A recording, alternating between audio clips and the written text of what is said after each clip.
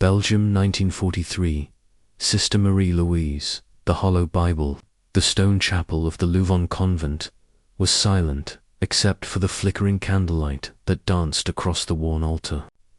Sister Marie-Louise knelt, her hands clasped in prayer, her lips moving silently in devotion. Outside, the distant rumble of German trucks rolled down cobblestone streets, the harsh sound a reminder of occupation, control, and ever-present danger.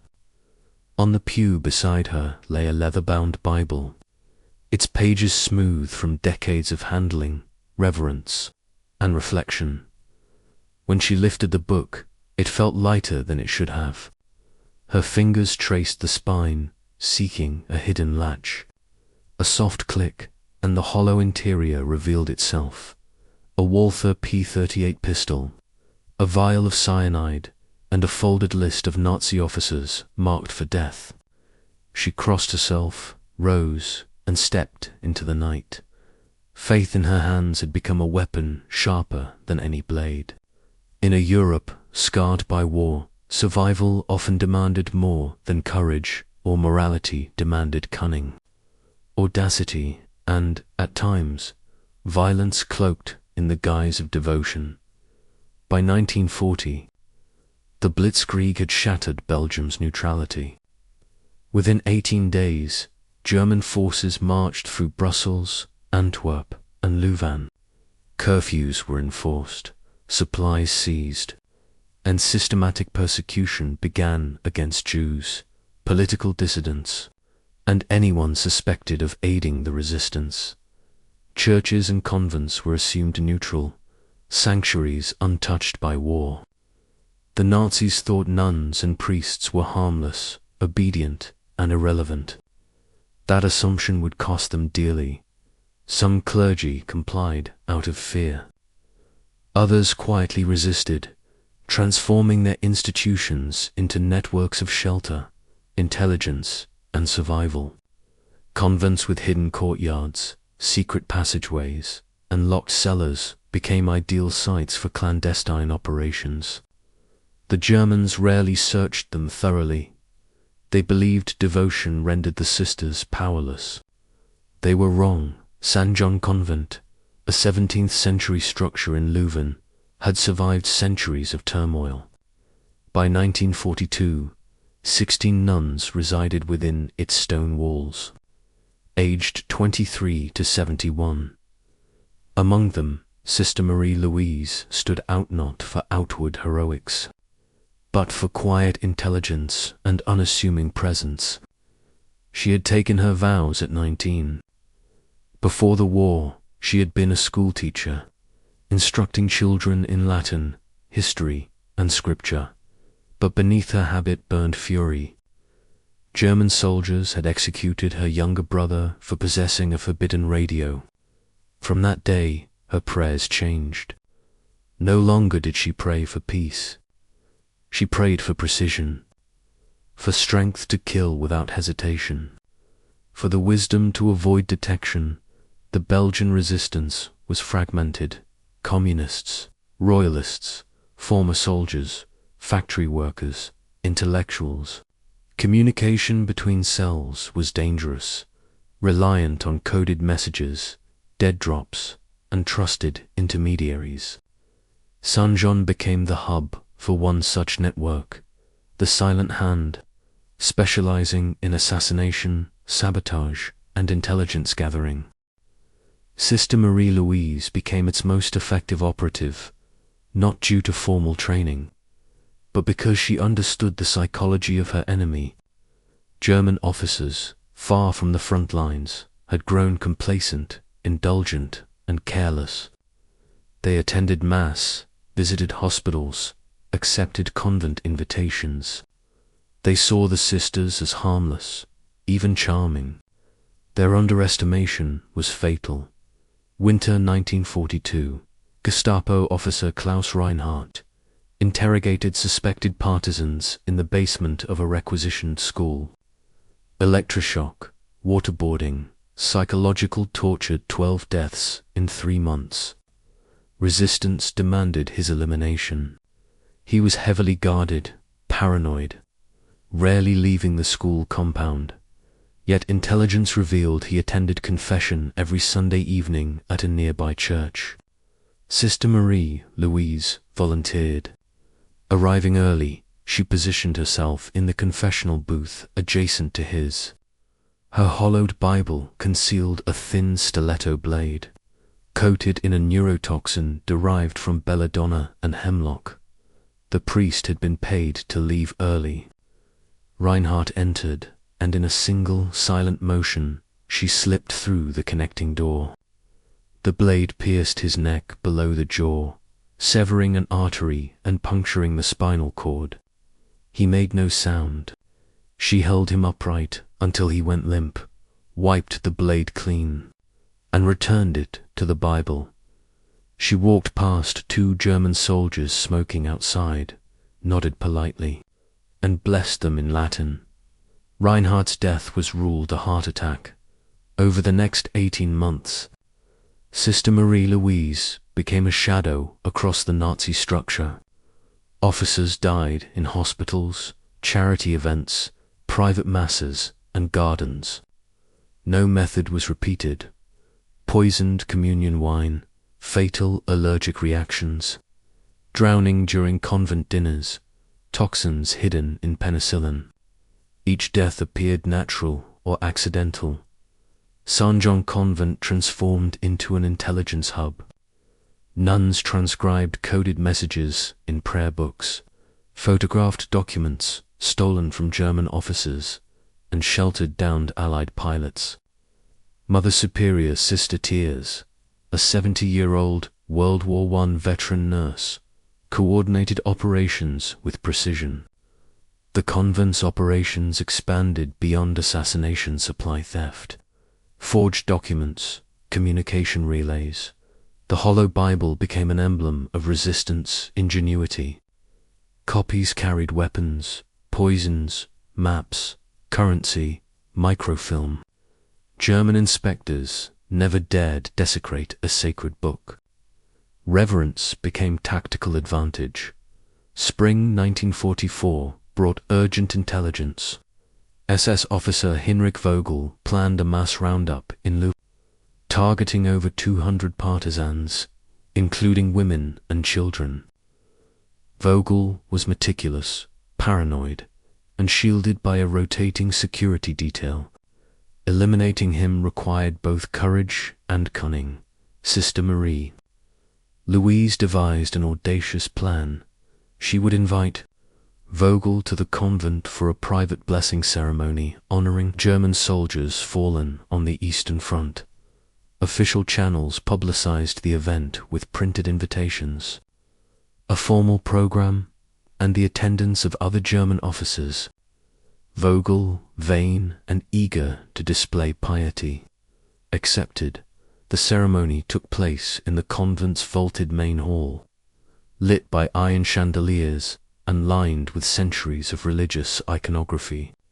30 officers attended, alongside a dozen nuns.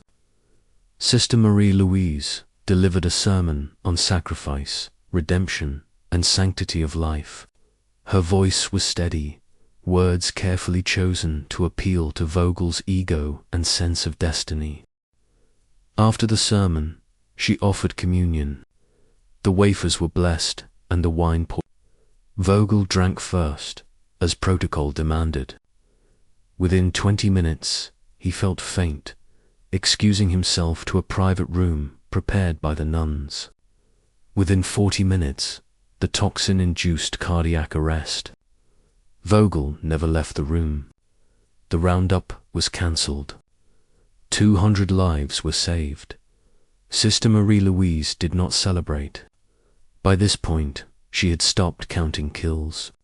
Each death was mechanical, detached, a transaction in the currency of survival. Only Sister Tears' words haunted her. God does not judge the hand that stops a greater evil. He judges the heart. Keep yours human, or you will become what you destroy. By late August 1944, Allied forces advanced through France, and liberation was imminent.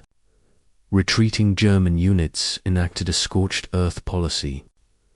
Colonel Otto Lang was tasked with destroying Louvain's historic library and university. Archives of Cultural Annihilation. Sister Marie-Louise intercepted Lang at a checkpoint, disguised as a refugee seeking safe passage. She carried a hollow Bible containing a grenade. When Lang stopped to question her, she whispered a prayer, pulled the pin, and pressed the explosive to him. The detonation killed them both instantly. The library was saved. Her body lay among the rubble, rosary beads still wrapped round her fingers. Post-war, Belgian and British intelligence documented the convent's role in resistance. Operations coordinated from St. John resulted in 47 confirmed Nazi officer deaths, many attributed to Sister Marie-Louise. Over 300 Jews safely smuggled to France. Intelligence contributions that disrupted German supply lines in the Ardennes. Sister Marie-Louise's hollow Bible became a symbol of ingenuity in asymmetric warfare. Military analysts equated her strategic impact to that of an entire battalion, achieved not by firepower, but by precision elimination of command nodes. Museums across Europe now display versions of her hollow Bible, including the Museum of the Belgian Resistance in Brussels. The convent returned to its routines of prayer, teaching, and service. Sister Tears destroyed most operational records, believing the work was done for God and country, not glory. Yet survivors told their stories, and historians pieced together the convent's extraordinary level of coordination and lethality. Sister Marie-Louise's actions continue to provoke debate. Was she a hero sacrificing herself to save lives, or a vigilante violating sacred vows? The Catholic Church never canonized her, though in Louvain a plaque commemorates the silent nuns of St. John. Her operations had a profound psychological impact on the Nazi command. Paranoia spread. Officers distrusted religious institutions, avoided public ceremonies, and increased security measures, all disrupting administrative efficiency. Her intelligence contributions directly aided Allied campaigns, including fuel depot sabotage and tactical bombing raids. Sister Marie-Louise did not celebrate each death. She regarded them as necessary transactions in a world where moral clarity was impossible. Her posthumous reputation as a resistance icon endures, influencing Cold War espionage, with concealment tactics adopted by CIA, MI6, and KGB operatives, civil rights and anti-apartheid movements, using hidden communication in religious texts. Modern intelligence training, studying her psychological operations and asymmetric tactics. The hollow Bible embodied duality, sacred on the outside, lethal within. Faith became both shield and weapon. Sister Marie-Louise's story is not one of simple heroism, but of moral complexity. Woman who prayed for salvation while preparing for war, who blessed enemies while eliminating them, who wore the habit of peace while waging a war of shadows. Her story raises enduring questions. Can a nun be a killer and remain holy? Can murder be an act of love or protection? Can faith justify violence, or does violence corrupt faith? In the calculus of war, Sister Marie-Louise's choices were clear. Silence in the face of evil was surrender. Her legacy endures, not as a tale of glory, but as a testament to courage, ingenuity, and the morally ambiguous choices forced by occupation. The convent of St. John now hosts memorial services on her death anniversary. Visitors meditate in the same chapel where she knelt, imagining the courage required to carry a hollow Bible into enemy territory. knowing discovery meant torture and death. The place remembers everything not as a haunting, but as a responsibility. This rewrite so far preserves all original events. Historical context, missions, and moral reflections, formatted for cinematic storytelling.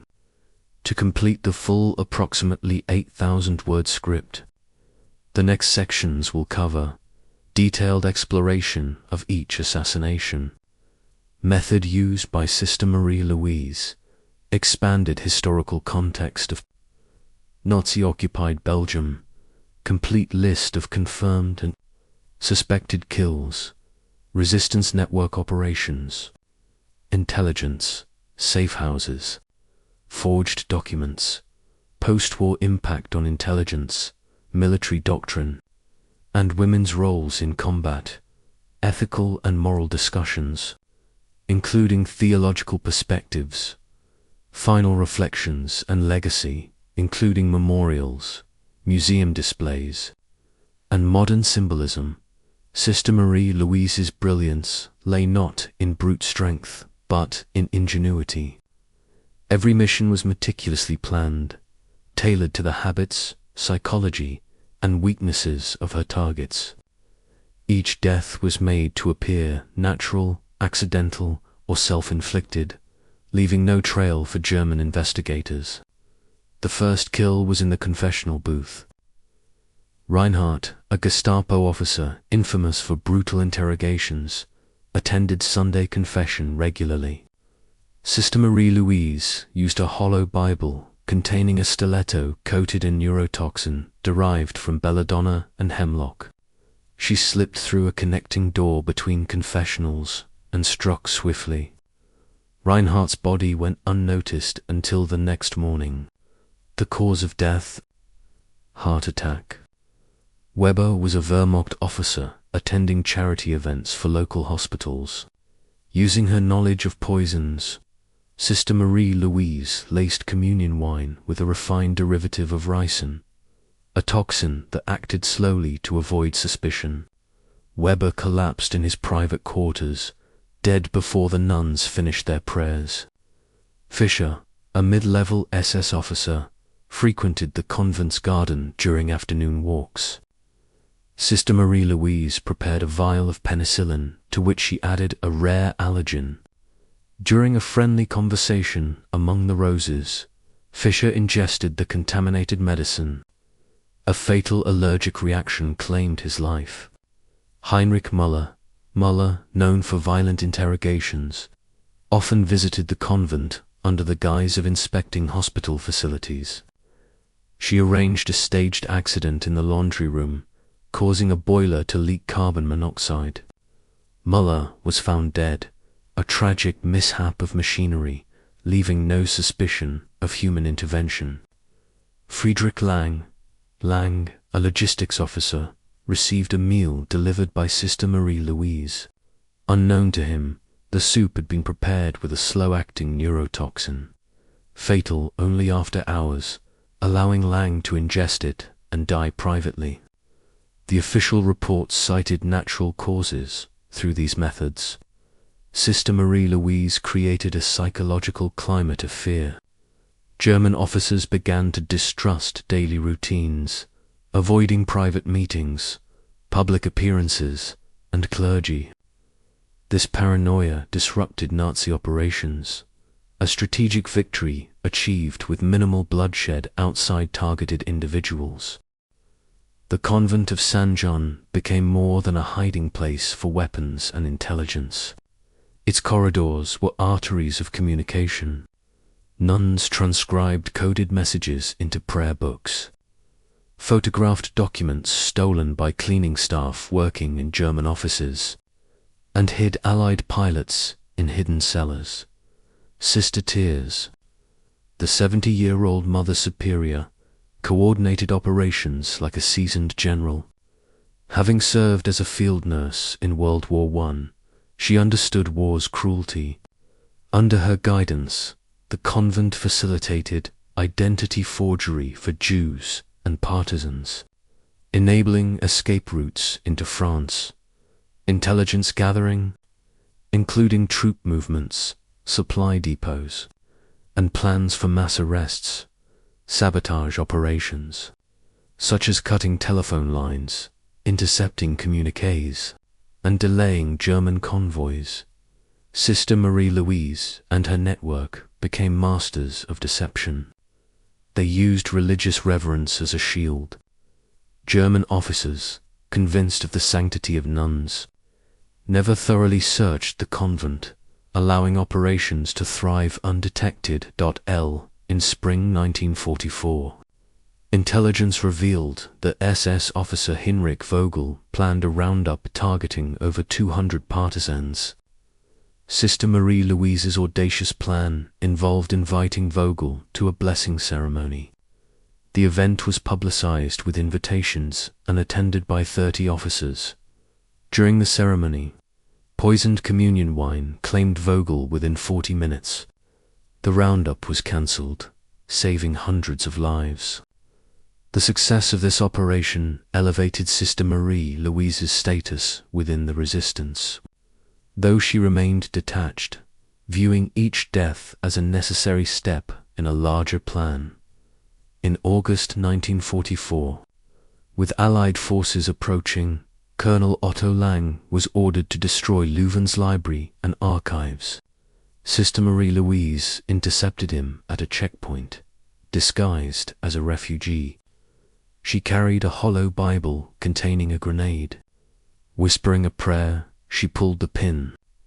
The detonation killed both her and Lang, preserving invaluable historical documents, post-war documentation and recognition after the war.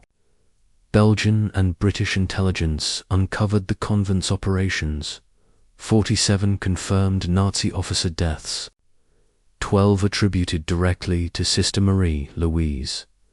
Over 300 Jews rescued through forgery and safe houses. Disruption of German logistics across the aiding Allied campaigns.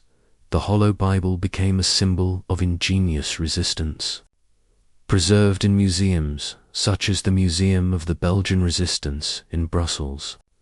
Sister Marie-Louise's actions influenced Cold War espionage, intelligence concealment methods, and modern covert operations training.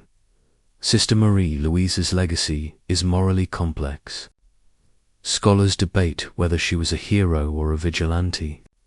She blurred lines between faith and violence, raising questions still studied in ethics and theology. Key reflections include: can religious devotion coexist with lethal resistance? When does survival justify morally ambiguous actions? How do ordinary individuals make impossible choices under occupation? Her story remains a study in asymmetric warfare, moral courage, and psychological strategy, highlighting that resistance does not always fit traditional notions of heroism. Today, the Convent of St. John stands as a historical site and meditation center. Visitors experience the same chapel where Sister Marie-Louise prayed, imagining the courage required to wield a hollow Bible in enemy territory. Annual memorial services honor the sacrifices of the silent nuns. Sister Marie-Louise's story resonates across generations, inspiring movements that hide information, weaponize ingenuity, and balance faith with action. Her life is a testament that ordinary people can achieve extraordinary outcomes, even in morally ambiguous circumstances. The Hollow Bible symbolizes the duality of her life: peace on the surface, lethal intent within. It represents courage, sacrifice, and the enduring complexity of moral choice in wartime.